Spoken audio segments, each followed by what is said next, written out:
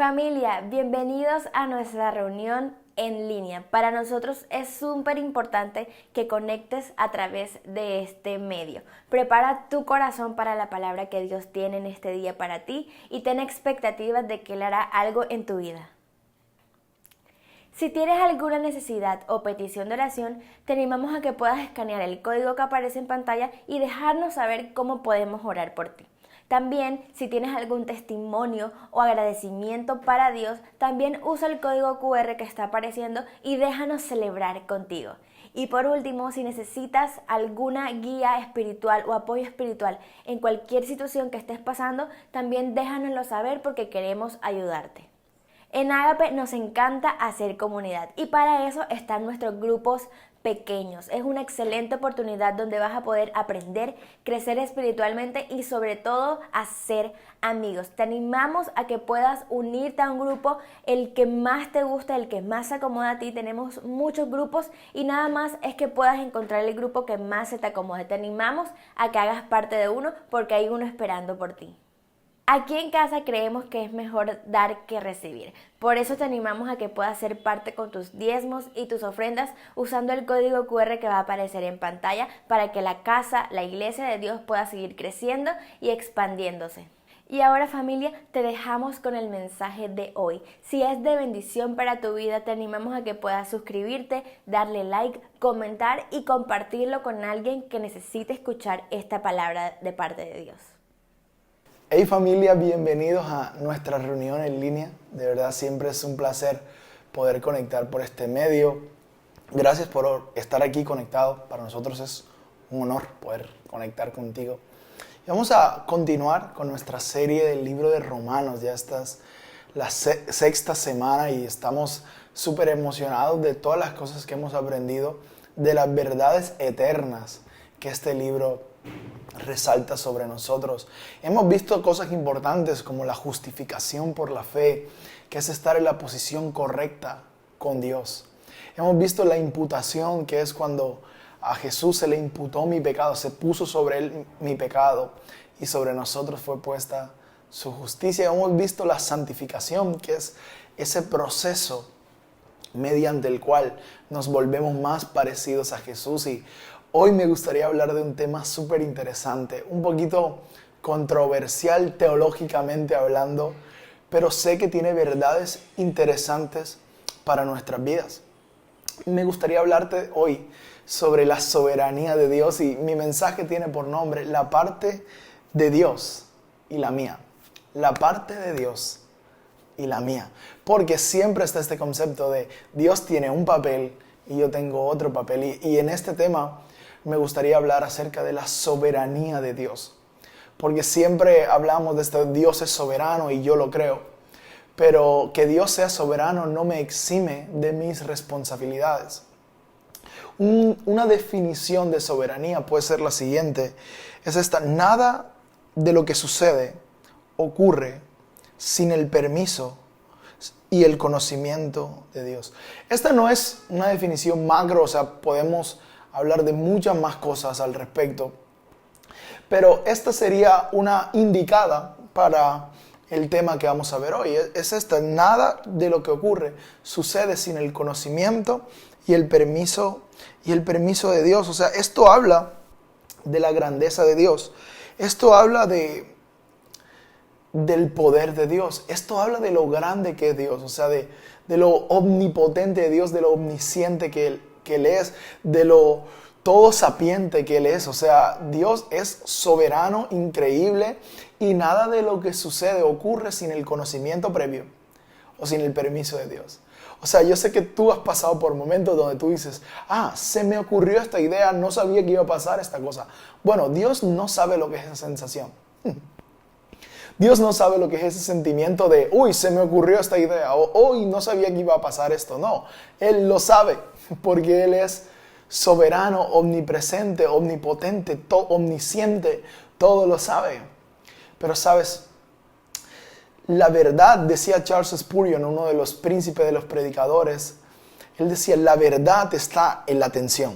O sea, cuando alargamos los dos extremos, en esta tensión aparece la verdad. ¿Cuál es ¿Cuáles son estos dos extremos? Uno es la soberanía de Dios, que Dios lo sabe todo y el hombre no tiene responsabilidad. Y el otro extremo es el hombre tiene responsabilidad, Dios no tiene responsabilidad de nada. Y los dos extremos son malos y dañinos. Pero en el medio de la tensión está la verdad, es que Dios es soberano, pero el hombre es responsable. Dios es soberano, hombre responsable. Dios soberano, hombre responsable. Lo vemos a lo largo de toda la Biblia. Vemos Noé, por ejemplo. Dios le mandó a construir un arca porque iba a inundar la tierra. Ok, Noé, voy a construir un arca porque voy a inundar la tierra. Noé, ahora te toca a ti construir el arca. ¿Ves? Dios soberano va a hacer algo, va a hacer un plan, pero ahora el hombre es responsable de construir el arca. Moisés, por ejemplo, oye Moisés, voy a sacar al pueblo de Egipto, pero necesito que tú vayas donde Faraón, levantes la vara para que el mar rojo se abra. ¿Ves? Dios tiene el plan, Dios tiene el conocimiento, Dios le dice a Moisés lo que va a hacer, pero ahora Moisés es responsable de ir donde Faraón, de levantar la vara para que el mar se abra. ¿Ves? No peleemos entre Dios soberano, lo sabe todo, el hombre no tiene responsabilidad, o el hombre es el responsable de todo, Dios no. No, la verdad está en la tensión y lo que pasa es que la soberanía de Dios no debe darnos una excusa para ser irresponsables. No puede darnos una excusa para ser irresponsables. Dios es soberano, Dios tiene partes, Dios hace lo que a Dios le toca hacer y a mí me toca hacer lo que a mí me toca hacer. O sea, Dios hace su parte y yo hago la mía. Yo siempre cuando he tenido el privilegio, la oportunidad de oficiar matrimonios, de casar a personas, hay una parte en el bosquejo de mis bodas que es lo que Dios hace, lo que Dios va a hacer y lo que Dios no va a hacer. Y yo le digo a las parejas ese día, Dios va a estar con ustedes, Dios los va a bendecir, Dios va a prosperar cada cosa que hagan. Pero lo que Dios no va a hacer es que Dios no le va a enviar flores a tu esposa. Dios no le va a decir a tu esposo qué lindo está y qué buen trabajador es. No, esa es tu parte. La parte de Dios es bendecirte, la parte de Dios es hacer que tus recursos prosperen, pero tu parte y mi parte es cuidar de esa pareja que Él nos dio. Este es el mejor ejemplo que he encontrado para esto. Dios tiene una parte y tú y yo tenemos otra parte. Y sabes, hemos estudiado Romanos 7, Romanos 8, pero hoy me gustaría hablar de Romanos 9. Y me gustaría decirte 3 verdades que parecen clichés, pero el hecho de que sean clichés no significa que no sean ciertas o que sean mentira. Yo le pido a Dios que tú puedas interiorizar estos 3 puntos que tengo para ti a través de Romanos 9. Es todo Romanos 9 lo que vamos a ver hoy. Pero quiero que lo veas, que luego que se acabe la reunión lo interiorices, lo converses, lo ores. Porque son verdades eternas que tienen el potencial de cambiar tu vida. Son verdades eternas que tienen el potencial de animarte, tienen el potencial de llenar tu corazón, que tienen el potencial de ayudarte a crecer espiritualmente.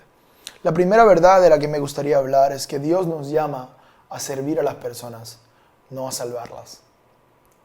Voy a repetir, Dios nos llama a servir a las personas, no a salvarlas. Romanos 9 del 1 al 5 dice: con Cristo de testigo, hablo con toda veracidad. Mi conciencia y el Espíritu Santo lo confirman. Tengo el corazón lleno de tristeza e infinito dolor por mi pueblo, mis hermanos judíos. Es el apóstol Pablo, recuerda, escribiéndole a los judíos. Yo estaría dispuesto a vivir bajo maldición siempre. Escucha lo que dice el apóstol Pablo.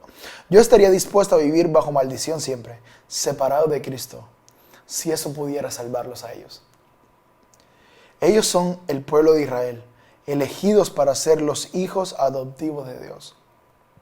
Él les reveló su gloria, hizo pactos con ellos y les entregó su ley. Les dio el privilegio de adorarlo y de recibir sus promesas maravillosas. Abraham, Isaac y Jacob son los antepasados de los israelitas. Y Cristo mismo era israelita en cuanto a su naturaleza humana. Y Él es Dios, el que reina sobre todas las cosas y es digno de alabanza. Es increíble que el apóstol Pablo dice aquí: desearía yo ser maldecido para que ustedes sean salvos. ¿Sabes qué pasaba? Que la iglesia de Roma, por eso en la carta a los romanos, porque era la iglesia que estaba en Roma, había una mezcolanza entre el pueblo gentil, o sea que no era judío, y judíos. Entonces a los gentiles se nos entregó el regalo de creer en Jesús sin ser judíos. Y los judíos pensaban, no, para ser salvos toca ser judíos. Hay que cumplir las obras de la ley. Y ellos ponían su confianza en la ley y no en Jesús. Y por eso no estaban siendo salvados. Y el apóstol Pablo dijo, mira, si yo pudiera, yo caería bajo maldición, para que ustedes entiendan que solo Cristo puede salvarlos. O sea, el apóstol Pablo dice, mira, yo estoy dispuesto a morir para que ellos sean salvos. Y esto me recuerda a la historia bíblica. Al inicio de la historia bíblica es Moisés, que la mayoría conocemos a Moisés y los 10 mandamientos. Cuando Moisés sube al monte del Sinaí a recibir los mandamientos de Dios, él se demora algunos días en la montaña y el pueblo abajo se desespera. Qué parecidos somos a ese pueblo, ¿no? Se desespera, dice, no, ya Moisés nos abandonó. ¿Y sabes qué hacen? Entre ellos construyen, sacan todas sus prendas de oro y las funden y hacen un becerro de oro. Ya para este tiempo Moisés había liberado a Israel de Egipto. Y construyen este becerro de oro, este puerco de oro, y lo empiezan a adorar. Y empiezan a decir, gracias a este cerdo que nos sacó de Egipto. Y cuando Moisés baja del monte Sinaí con las tablas de los 10 mandamientos, se encuentra esta escena y le pide perdón a Dios por este pueblo tan terco. Y le dice, mira Dios, por favor, mátame a mí con tal de que ellos sean salvos. Moisés intercede ahí, es como un tipo de Jesús. Pero sabes, honestamente, ni Moisés ni Pablo podían salvar al pueblo. Ni Moisés podía salvar al pueblo de Israel, ni el apóstol Pablo podía salvar a los judíos en Roma, pero podían servirlos. Podían servirles, no podían salvarlos, pero podían predicarles. No podían salvarlos, pero podían abrazarlos, podían llevarlos a la verdad. No tenían este complejo mesiánico que muchos de nosotros tenemos. No, tengo que salvar a mi familia, tengo que salvar al mundo. No, yo no puedo salvar al mundo, yo puedo servir al mundo. Yo no soy salvador, yo soy un servidor. Yo no puedo salvar a la gente. Yo no te puedo salvar a ti, pero te puedo predicar el Cristo que salva. Yo no puedo salvar tu vida, pero sí puedo guiar al que puede salvar tu vida. El apóstol Pablo sabía, no puedo salvar a esta gente, pero puedo predicarles a esta gente. Y cuando ellos crean la predicación del evangelio, entonces serán salvos. Mira lo que dice Romanos 10, 14 al 15, porque Pablo sabe, no puedo salvar a la gente. Pero él vivía toda su vida predicando. Fundó muchas iglesias. La mayoría del Nuevo Testamento, él fue el que lo escribió. Iba por ciudades y plantaba iglesias con la conciencia. Yo no puedo salvar a esta gente, pero puedo edificar una iglesia aquí y muchos pueden ser salvos. Con la tranquilidad, tienes que tener tranquilidad.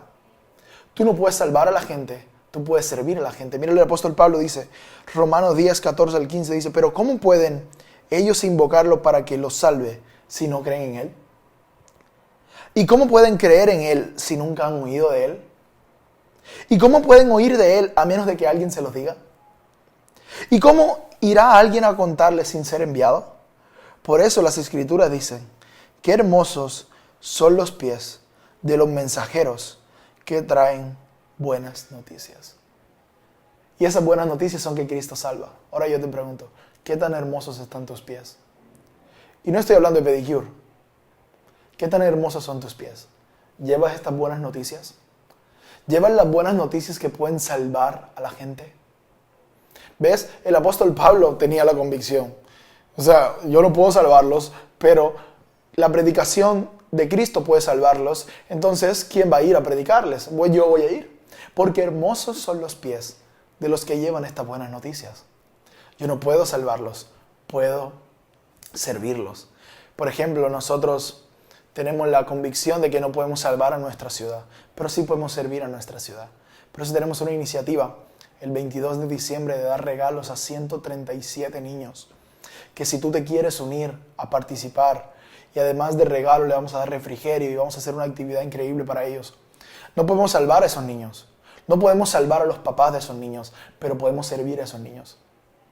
Podemos dar de nuestro tiempo, de nuestro talento, de nuestros tesoros para servirles. Y de pronto en nuestro servicio alguno puede ser salvado. De pronto en nuestro servicio alguno puede ser tocado por Dios. Y si tú quieres participar de esta actividad, nada más te va a animar que vayas a nuestro perfil de Instagram y escribas, diga, mira, yo quiero ser parte de la actividad de los regalos, donando algunos regalos, y ahí te mandamos toda la información para que lo puedas hacer. También recuerdo la historia del padre Dámaso. Era un sacerdote que la historia está increíble. Tenía un llamado para predicar, pero su llamado para predicar era predicarle a la gente con lepra. Ahora, seamos honestos, la lepra es una enfermedad demasiado contagiosa, mortal. Y este padre, en ese tiempo que era más mortal todavía, fue una pequeña isla donde había leprosos para empezar a servir a los leprosos, predicarles, darles comida. Pero ¿sabes qué pasó? Que al padre Dámaso le dio lepra. Y ¿sabes? Falleció de lepra. Y cuando estaba a punto de morir dijo, me hice un leproso para que los leprosos puedan conocer a Jesús. Porque ¿sabes? El evangelio de verdad nos lleva a sentir compasión. Yo puse esta frase en mi nota, dice, salvación no conduce a la arrogancia, conduce a la compasión. Salvación no conduce a la arrogancia, conduce a la compasión de saber, yo no puedo salvarte, pero puedo servirte. Desafortunadamente en la iglesia tenemos muchos cristianos que saben que son salvos, que saben que Dios los ama, pero son arrogantes con el prójimo. Son arrogantes y hacen sentir mal a la gente, y yo soy mejor que tú, y yo estoy por encima de ti. No. Salvación real conduce a compasión por las personas. Cuando yo entiendo que Dios me salvó, entonces soy compasivo con otras personas. Por eso nuestro lema es recibimos a todos, amamos a todos y servimos a todos. A todos. No importa si no creen lo mismo que nosotros. No importa si no diezman en la iglesia. No importa si no son los perfectos cristianos. No interesa. No importa qué partido político sean. No importa qué orientación sexual tengan. Me da igual. Mi deber no es salvarlos. Los salva Cristo a través de la predicación. Mi deber es servirles. Y tu deber también. Tú no puedes salvar a tu familia. Puedes servirla. No podemos salvar a Colombia. Jesús puede salvar a Colombia. Pero nosotros podemos servir a Colombia. Ojalá podríamos decir lo que dijo el apóstol Pablo, que caiga sobre nosotros maldición para que ellos se salven. Bueno, está bien, un acto heroico, pero aún no se podría, porque salvación es individual. Salvación ocurre cuando predicamos a Cristo y la gente confía en Jesús. Yo no puedo salvar a nadie, yo puedo servir a alguien. Así que piensa donde tú estás. ¿Quieres que alguien sea salvo? ¿Quieres que alguien conozca de Jesús? Pues no es tu deber salvarlo, tu deber es servirlo, y de pronto tu servicio hace que él conozca a Jesús de una manera diferente. La otra verdad que tengo es que las promesas de Dios no se basan en tu comportamiento. Sí, las promesas de Dios no se basan en tu comportamiento. Romanos 6, 9 del 6 al 13 dice, no estoy diciendo que Dios no haya cumplido sus promesas con el pueblo de Israel, pero no todos los judíos son realmente parte del pueblo de Israel. Ni todos los descendientes de Abraham son verdaderos hijos de Abraham. Ya te voy a explicar un poquito eso. Pues Dios le había dicho, tu descendencia vendrá por medio de Isaac. Esto significa que nadie es hijo de Dios solo por pertenecer a cierta familia o raza. Al contrario, la verdadera familia de Abraham la forman todos los descendientes de Isaac. Porque Isaac fue quien nació para cumplir la promesa de Dios, que Dios le hizo a Abraham. Dentro de 1 año volveré y para entonces Sara ya tendrá un hijo. Pero eso no es todo. Aun cuando los 2 hijos de Rebeca eran de nuestro antepasado Isaac, Dios eligió solo a uno de ellos para formar su pueblo. Antes de nacer, ninguno de los niños había hecho nada, ni bueno ni malo. Sin embargo, Dios le dijo a Rebeca que el mayor serviría al menor. Con esto Dios demostró que Él elige a quien quiere, de acuerdo con su plan. Así que la elección de Dios no depende de lo que hagamos. Ojo que este punto, mucha gente puede criticarme y decir, uy, ¿cómo lo saqué de la Biblia? Dice, así que la elección de Dios no depende de lo que hagamos. Como dice la Biblia, preferías a Jacob y no a Esaú. El apóstol Pablo está tratando de ganar 2 audiencias aquí. Las 2 audiencias de la iglesia romana. Los judíos y los gentiles. Los judíos ya se creían hijos de Dios porque eran del pueblo judío y descendientes de Abraham.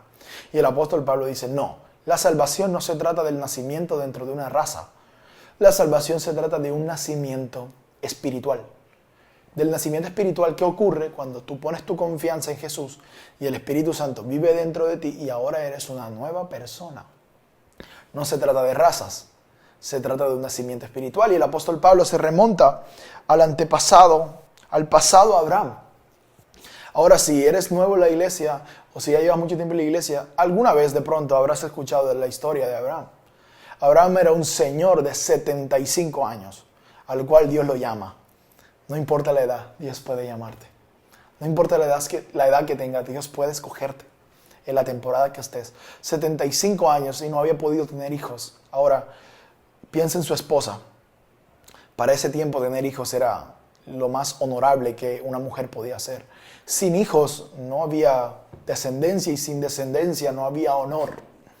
Y Dios se le aparece a este Abraham a los 75 años y le dice, te voy a bendecir, vas a ser de bendición y tu descendencia se multiplicará como las arenas de la tierra, como los granos de arena se multiplicarán, como las estrellas del cielo se multiplicarán.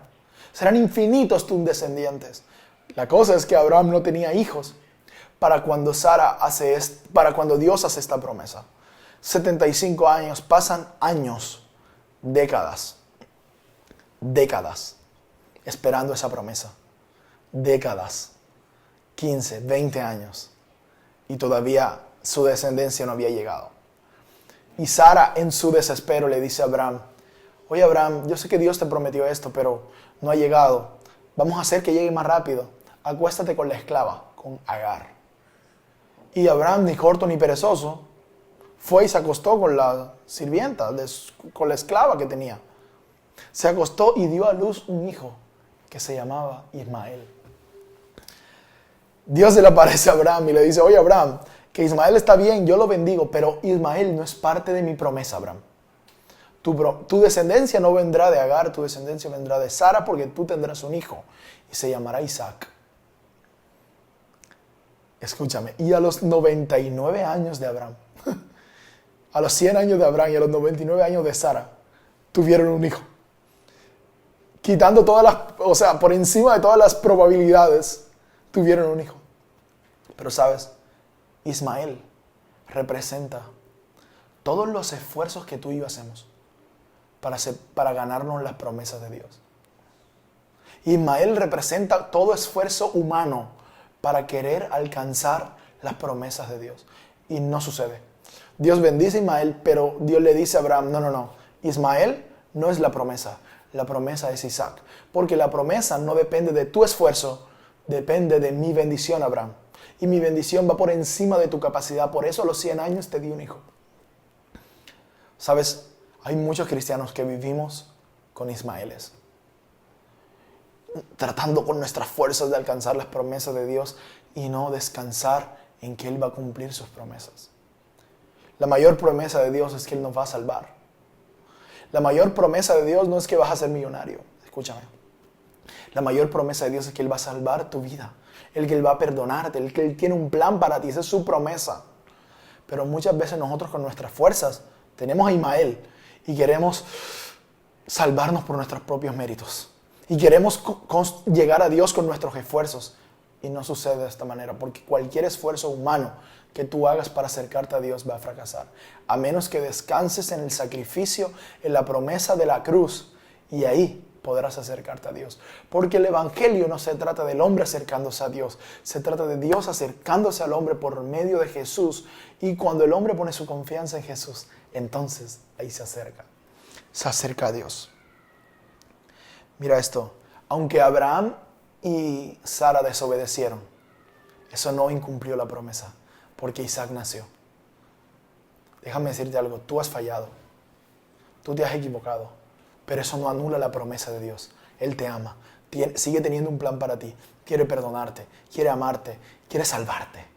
Mira lo que dice el apóstol Pedro en 2 de Pedro 3:9, dice, en realidad, no es que el Señor sea lento para cumplir su promesa, como algunos piensan. Al contrario, es paciente por amor a ustedes. No quiere que nadie sea destruido, quiere que todos se arrepientan. Esa es su promesa, que nos salven, que nuestra vida se salve. Por eso Jesús no viene todavía. ¿Por qué? Porque es paciente y quiere que todos se salven. Porque esa es su promesa, salvación para nuestra alma. Y luego lo material es añadidura, pero la mayor promesa es la salvación para nuestra alma. Yo pienso esto en una discusión doctrinal que hay entre calvinistas, arminianistas. No me voy a meter a hablar de eso ahora. Pero yo pienso esto, todos somos elegidos, pero no todos elegimos a Dios. Tú eres un elegido por Dios, pero depende de ti si eliges a Dios. Depende de ti si te arrepientes y recibes esta promesa. Créela y descansa en que cuando confías en Jesús, tu alma es salvada, pero además empiezas a vivir una vida plena, una vida y vida en abundancia. Confía en sus promesas, porque no depende de tu capacidad. La salvación no depende de tu esfuerzo, depende del esfuerzo de Jesús. Amén. Y el último punto, ya para terminar, la última verdad es que Dios te va a usar, te guste o no. Dios te va a usar, te guste o no. Romanos 9, 14 al 18 dice, ¿y por eso no vamos a decir que Dios es injusto? Claro que no, porque Dios le dijo a Moisés, yo tendré compasión de quien yo quiera tenerla. Así que la elección de Dios no depende de que alguien quiera ser elegido o se esfuerce por serlo. Más bien depende de que Dios le tenga compasión. En la Biblia leemos, cuando Pablo se refiere a la Biblia, se refiere al Antiguo Testamento. Leemos que Dios le dijo al rey de Egipto, a Faraón, te hice rey precisamente para mostrar mi poder por medio de todo lo que haré contigo y para que todo el mundo me conozca. Así que todo depende de lo que Dios decida hacer. Él se compadece de quien quiere y a quien quiere lo vuelve terco. El rey de Egipto es Faraón. Faraón era un hombre malo, depravado, injusto. Lo sorprendente es que Dios puso a Moisés en la casa de Faraón. Y la tarea de Moisés era pedirle a Faraón que dejara al pueblo salir para adorar a Dios, para hacerle un sacrificio a Dios. Y Faraón no quiso, se volvió terco. Y dice ahí que Dios vuelve terco al que se quiera volver terco. El contexto de eso es que cuando tú no quieres a Dios, cuando tú quieres seguir son tus propias pasiones y tus propios deleites, Dios te entrega esas pasiones. Romanos 2 recuerda, Dios los entregó a sus pasiones. Pero ¿sabes? Aún en medio de que Faraón se quiso hacer el chacho y que no quiso dejar salir al pueblo, Dios usó a Faraón para su plan de dejar salir al pueblo y entrar a la tierra prometida. Dios usó a Faraón al final del día. Dios usó a Faraón porque Faraón fue el que los dejó salir y cuando salieron en el Éxodo, luego entraron a la tierra prometida. Dios te va a usar, te guste o no. La pregunta que tengo para ti es esta. No es si Dios te va a usar. La pregunta es ¿cómo te va a usar? ¿Te va a usar para sus planes? ¿O vas a ser un enemigo de los planes de Dios? Pero aun cuando tú decidas ser un enemigo, Él te va a usar para sus planes benéficos para su pueblo. Mi invitación esta mañana es a que colabores con Dios. A que colabores con el plan de Dios. Sea cual sea tu historia. Sea cual sea tu momento. Entra en el plan de Dios y colabora. Porque aun cuando no quieras colaborar, aún así vas a colaborar. Dios va a usar todo porque Él lo sabe todo y lo planea para el bien de sus hijos. Entonces, si yo fuera tú esta mañana, me pondría del lado de Dios. Me pondría de su lado, me rendiría a Él para que Él me salve y para que me use para su gloria. ¿Sabes? Yo quiero que Dios me use para su gloria. Yo quiero que Dios me use para sus propósitos. Yo quiero que Dios me use para bendecir a personas. Yo sé que tú también. Y yo sé que tú tienes errores y a lo mejor esas son tus excusas, pero basta. Ríndete, confía en que Él te ama, en que Jesús se murió en la cruz. Él fue el perfecto para que nosotros los imperfectos nos acercáramos a Él con confianza. Y ahora entremos en su plan, que su plan es mejor que nuestro plan. Confía y ríndete a Él. Así que ahí donde estás me gustaría que oráramos un segundo. Y Padre, esta mañana nos rendimos a ti y confiamos en ti. Entregamos nuestras vidas a ti. Queremos colaborar con tu plan.